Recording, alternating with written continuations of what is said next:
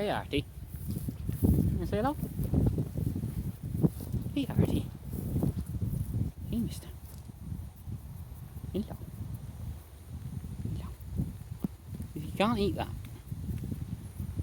Get something in a bit. Bailey. Hey Bailey.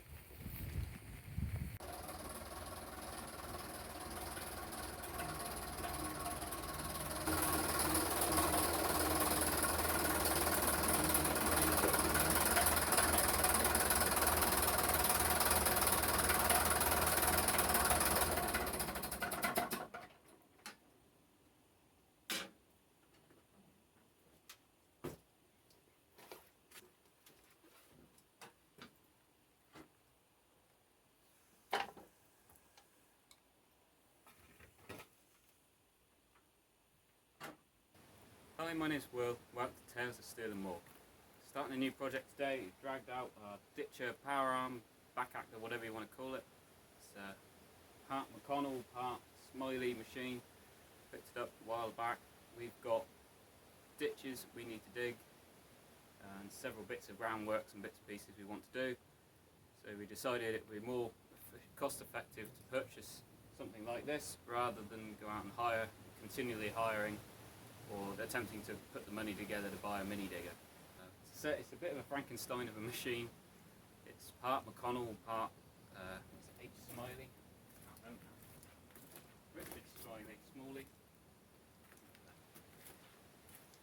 Cobbled together. So like I said, it's a bit of a Frankenstein of a machine. The boom, the arm, is off of a Richard Smalley. Focusing? Can you see that? No, you can. There you go. Yeah, Richard Smalley of England. And it's been trimmed off the sides. The original boom, I assume, went in between those rails, and they've had to trim off on both sides to allow this one to fit. So it is a good fit. I don't think it'll be a problem. It should work just fine. And the back end, the A-frame and the hydraulics back, the 3-point linkage and everything at this side is what I thought it was when I picked it up, which is a McConnel PA6. So this particular model of the McConnel was designed to be self-contained. You could put a PTO pump on the tractor, then inside the A-frame is an oil tank, reservoir tank, and it's got its own, just about make it out through there, got a oil filter there and the inlet and outlet pipes. So it could be a self-contained machine. You just connect it to the PTO if you want. I'm going to go with a slightly different option. I'm going to connect it to the hydraulics I've already got mounted on the tractor. So I've got a pump mounted on the front of the tractor, which runs the loader, which is separate to the standard hydraulics already in the back end of the tractor. I'll plumb in some extra lines to that pump to come off the back and connect into this. So first things first, I'm going to strip off all the hydraulic hoses and take that mess off. Take this setup off that someone's mounted that holds the spool block, get that all taken off, just basically try and get it stripped back to the bare bones and see where we're at.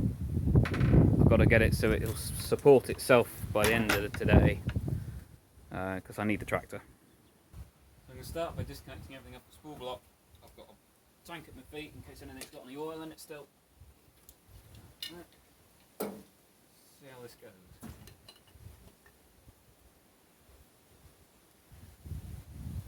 If you'll undo like that, I'll be alright.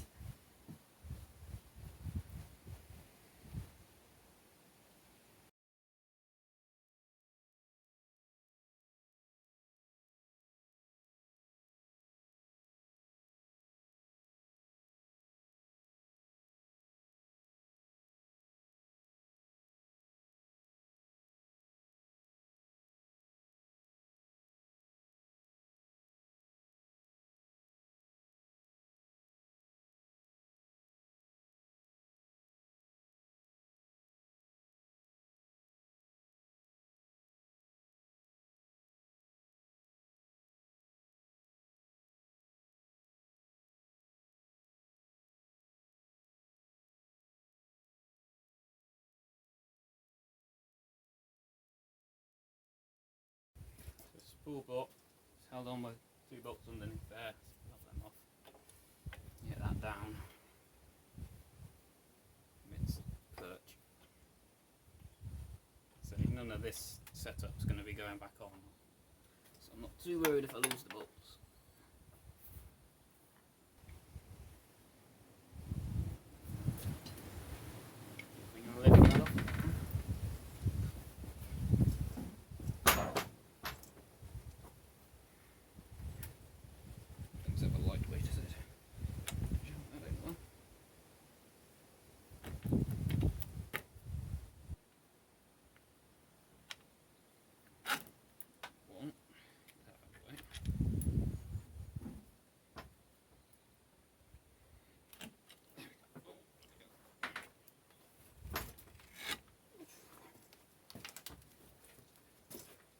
Block off and out the way. I can now get its perch off and that off as well.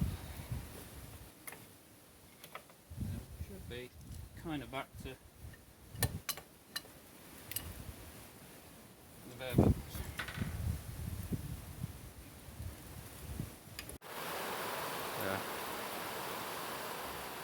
On account of rain, I think that's it for the day.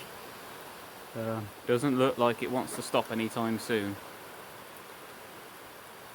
So after months of praying for rain, it now won't stop. But we'll see. Hopefully it'll stop tomorrow and I'll carry on. Got a lot of hoses off. And we'll get it sat up. But I think that's it for now. Digging an hole, but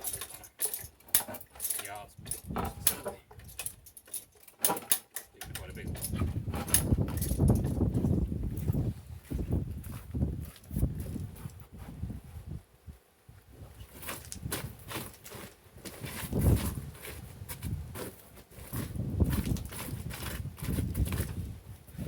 At least we know it'll dig. Not ideal.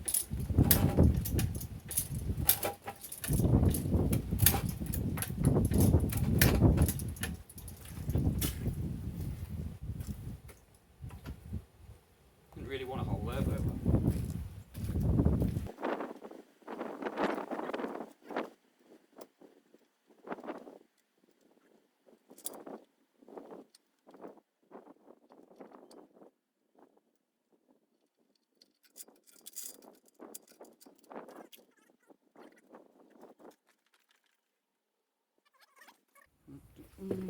but yeah, taking this gubbins off here. You know,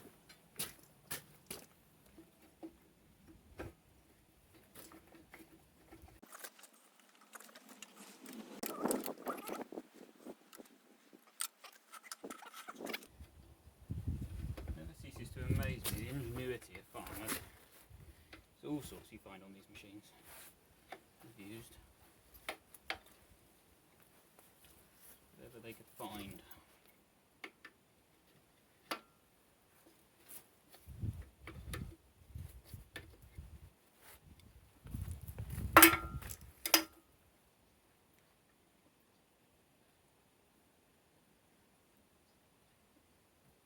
Washers. Oh. Yes. My bolt used as a washer or a spacer, or whatever you want to call it. Under that. And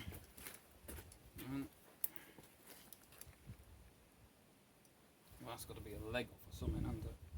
There you go.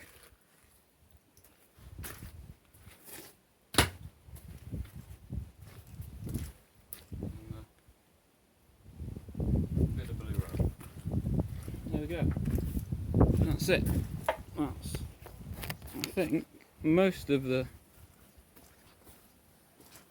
gubbins taken off. It's a bit better. I'll take my winch off. Got a couple of hoses left on. This one actuates these rams down here. Well, should have actuate one. It was connected straight over, one to the other.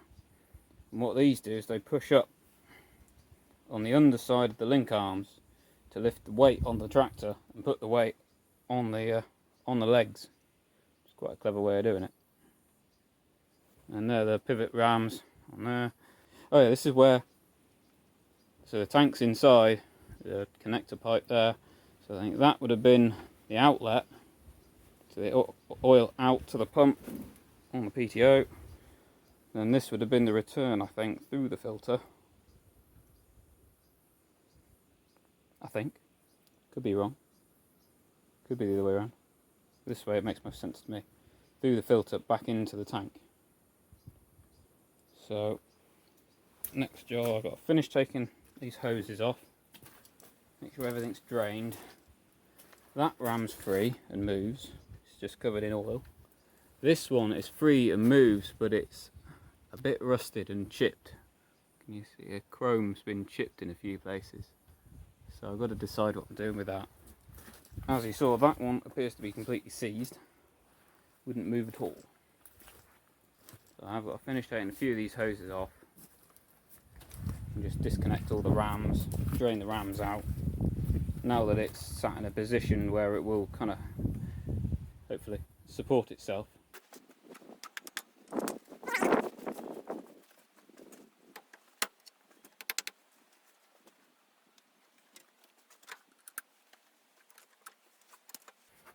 Tying the link arms back together.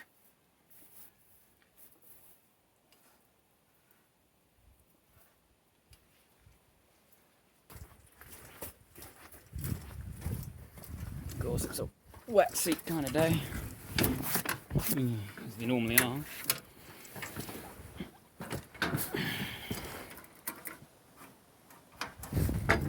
Ignition. There we go.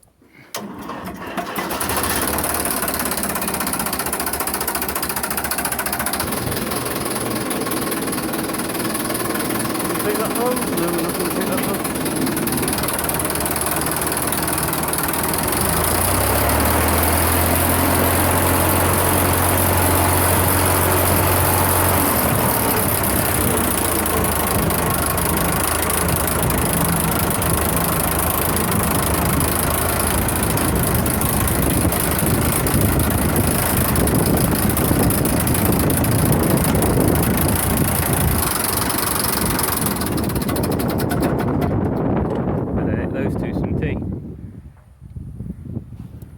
Otherwise they'll start shouting at me.